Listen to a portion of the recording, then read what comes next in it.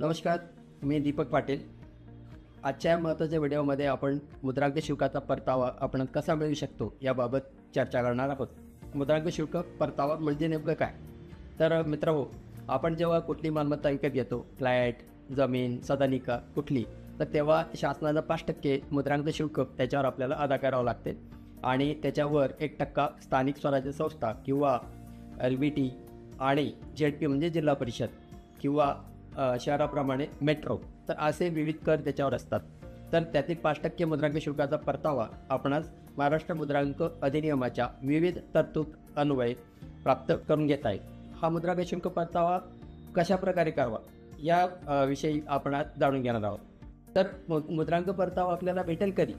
जेव्हा आपल्याकडनं एका चलन घेतलं आणि त्या चलनामध्ये दोनदा नावं चुकलेत तुमची काही किंवा दुबार झालं, म्हणजे कधी आपल्या अकाउंटमधून दोनदा रकमा जातात. एकदा आपण एक लावू शकतो आणि दुसरं मग एक्स्ट्रा होतं. असे अनेक विषय असतात. किंवा आपण फ्लॅट घेतला, सदनिका घेतली, तो करार आपण रद्द केला काही कारणाने, जसं तुम्हाला ताब्यात भेटला नाही किंवा बँकेकडनं कर्ज भेटलं नाही, आर्थिक अडचण इत्यादी कारणांमुळे तो आपल्याला रद्द करावा लागतो. आपण 5 वर्षाच्या आत त्याला रद्द करू शकता आणि त्या रद्द केल्याच्या तारखेपासून 1 वर्षाच्या आत आपण मुद्रांक शुल्क परताव्यासाठी अर्ज करायचा. तर मित्रांनो, अर्ज कुठे करायचा? तर हा अर्ज आपल्याला मुद्रांक जिल्हाधिकारी आपल्या जिल्ह्याच्या त्या कार्यक्षेत्रात करावं लागेल आणि त्यासाठी ऑनलाईन अर्ज प्रथम करून त्यानंतर ऑफलाईन म्हणजे कागदपत्रांसह आपल्याला अर्ज करावा लागेल. तर ही झाली आपल्या मुद्रांक शुल्क मिळवण्याविषयी कार्यपद्धती. परताव्याची जी अर्ज आहे त्याच्यासोबत काय काय जोडायचं आपल्याला ते मी शॉर्टमध्ये आपण जाणून घेऊया. तर 20 नमुन्यातील अर्ज असतो परताव्याचा, तो आपल्याला द्यायचा. नंतर मूळ करारनामा असेल, रद्दलेख असेल, मूळ चलन असेल किंवा बँकेचा तपशील असेल इत्यादी जी कागदपत्रं आवश्यक आहेत ती आपण जोडणे आवश्यक आहे.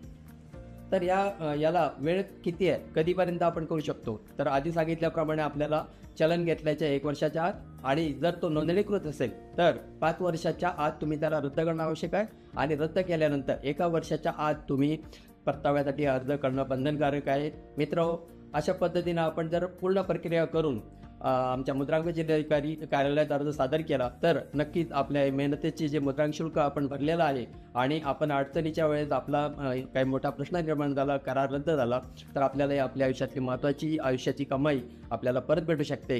तर नक्की आपण आपल्या मुद्रांक जिल्हाधिकारी कार्यालयात त्यासाठी संपर्क करावा. आपल्याला मुद्रांक शुल्क वेळेत परत देण्यात येईल. जय हिंद.